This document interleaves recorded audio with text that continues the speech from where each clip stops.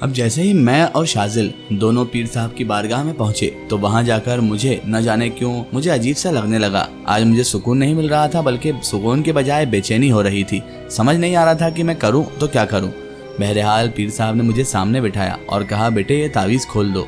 मुझे 2 मिनट के लिए पीर साहब पर भी शक हुआ कि ये तावीज़ खोलने का क्यों बोल रहे हैं, लेकिन फिर मैंने जब उनकी आंखों में देखा तो पता नहीं मुझे ऐसा क्या खुमार छाया कि मैं उनकी बातें मानने लगा। पीर साहब ने कहा, बेटे घबराओ मत, हम तुम्हें उतारने का बोल रहे हैं, कुछ वजह से बोल रहे हैं। अब हमें उन्हें तुम्हारे अंदर जाहिर करके हमेशा हमेशा के लिए यहाँ से गायब करना होगा, वरना वो तुम्हें कहीं का भी नहीं छोड़ेंगी। वो तुम्हारे घर वाले, तुम्हारे आसपास के लोगों को नुकसान पहुँचा रही हैं और अब हमें उन्हें अमल के ज़रिए सीधे ख़त्म ही करना होगा और उसके लिए तुम्हारे अंदर उन्हें बुलाना भी ज़रूरी है। मैंने कहा ठीक है। मैं तावीज़ उतारने लगा। उसके बाद पीर साहब ने मेरे आसपास एक हिसार बना दिया और फिर वो मन ही मन कुछ पढ़ने लगे और मुझे कहा कि बेटा अपनी आंखें बंद कर लो। मैंने जैसे ही आंखें बंद करी, आप यकीन नहीं मानेंगे, मेरी आंखों के सामने बंद करने के बावजूद ऐसी रोशनी मुझे दिखने लगी जिसने मुझे बेहोश कर दिया।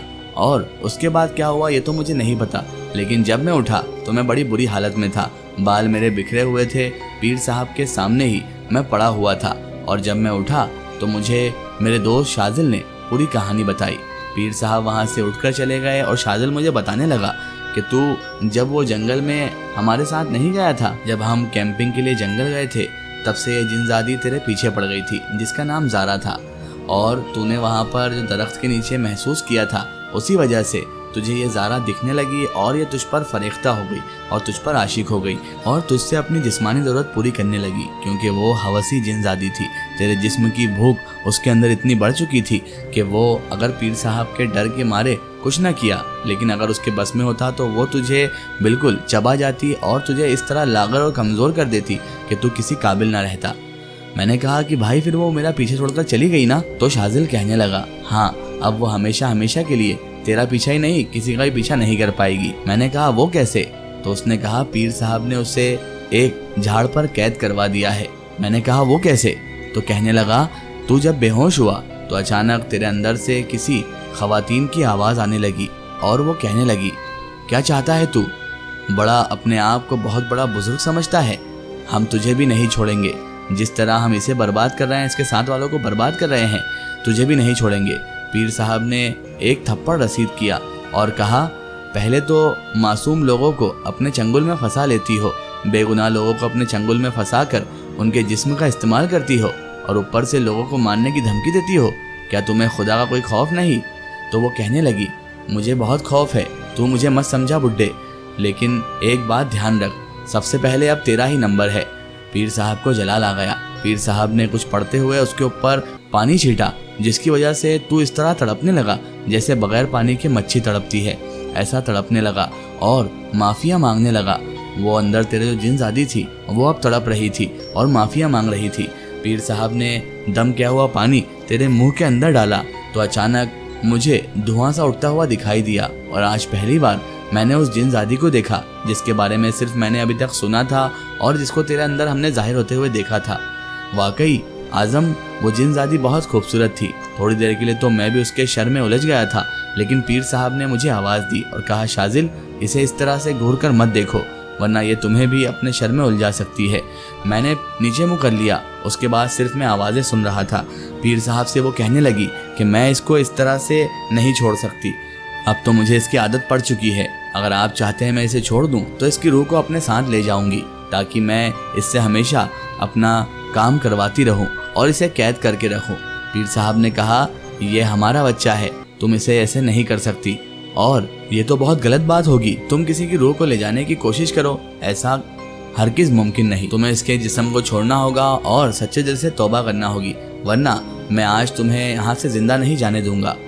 वो कहने लगी, आप मेरा कुछ नहीं बिगाड़ सकते, सिर्फ मुझे तड़पा सकते हैं और कुछ नहीं कर सकते। तो पीर साहब ने कहा, ठीक है तो आजमा कर देख लो।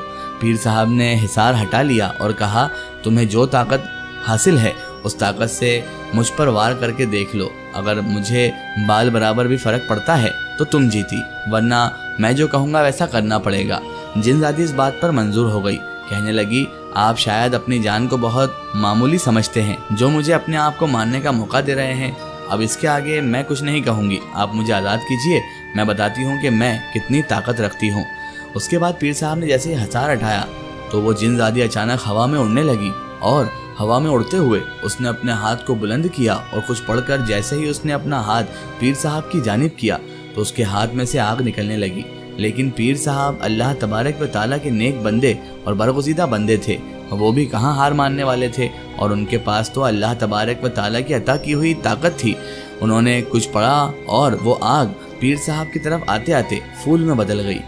जैसे ही उस जिनजादी ने अपना तिलिस्म फेल होते हुए देखा, उसने फिर से हवा में हाथ बुलंद किया और इस बार उसने अपने हाथ से अपनी पूरी ताकत कुव्वत से अपने हाथ से तिलिस्म करने की कोशिश की, लेकिन इस बार भी पीर साहब को कुछ फर्क ना पड़ा। अब वो नीचे आ गई थी, हवा से उड़कर वो सीधे घुटनों पर आ गई थी और कहने लगी मुझे माफ़ कर दीजिए। पीर साहब ने अब अपना दम किया हुआ पानी उसके ऊपर छीटा। जैसे ही पानी उसके ऊपर पड़ा तो वो तड़पने लगी और उसके जिस्म से भाप निकलने लगी। और आदम, तुझे यकीन नहीं होगा कि उस हसीन चेहरे के पीछे इतना बदसूरत और इतना भयानक चेहरा था कि अगर तू उसे एक बार देख लेता तो शायद ही उसके साथ कोई जिस्मानी ताल्लुक बनाता। जैसे ही पीर साहब ने उस पर पानी छिड़का तो भाप के जरिए उसका हुस्न तो गायब हो गया और वो बदसूरती और वो भयानक चेहरा सामने आया, जिसको देखकर मुझे खौफ महसूस होने लगा। इतना खतरनाक काला भद्दा सा चेहरा, बड़ी बड़ी आंखें और सफ़ेद बाल, उसका असली रूप देखकर तो मानो मुझे उससे खौफ आने लगा था। अच्छा हुआ आज़म हम पीर साहब के पास आ गए, वरना वो जिनजादी ना जाने तेरा क्या करती। मैंने कहा फिर क्या हुआ? तो शाजिल कहने लगा, उसके बाद पीर साहब ने तेरी चिट्ठी उंगली पकड़ी, सबसे छोटी उंगली पकड़ी और कुछ पढ़ने लगे। वो जिनजादी तड़पने लगी और तड़प तड़प कर जिनजादी वहीं पर अचानक से बेहोश हो गई या मर गई, मुझे ये तो नहीं पता। लेकिन जैसे ही पीर साहब ने अपना दम किया हुआ पानी उसके ऊपर पूरा के पूरा डाल दिया तो अचानक उसकी पूरी बॉडी में आग लग गई और उसके बाद धुएं के जरिए उसकी पूरी बॉडी और वो यहाँ से गायब हो गई।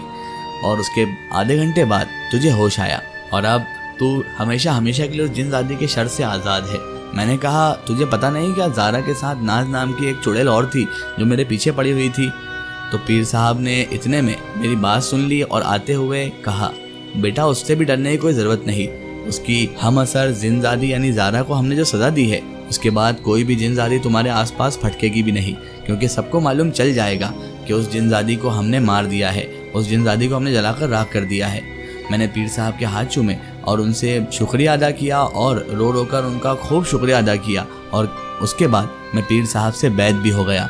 बैत होते ही मुझे पीर साहब ने पढ़ने के वज़ाइफ बताए और आज मैं अपनी अच्छी ज़िंदगी गुजार रहा हूँ। ना कभी मुझे किसी बला ने परेशान किया, ना ही मुझे उसके बाद नाज या किसी और जिनजादी ने कुछ परेशान किया। आज मैं एक खुशहाल ज़िंदगी गुजार रहा हूँ। मेरी शादी हो चुकी है, 3 बच्चे हैं और मेरा खुशहाल परिवार है। और ये सब पीर साहब की दुआ और अल्लाह तबारक व ताला के करम का नतीजा है।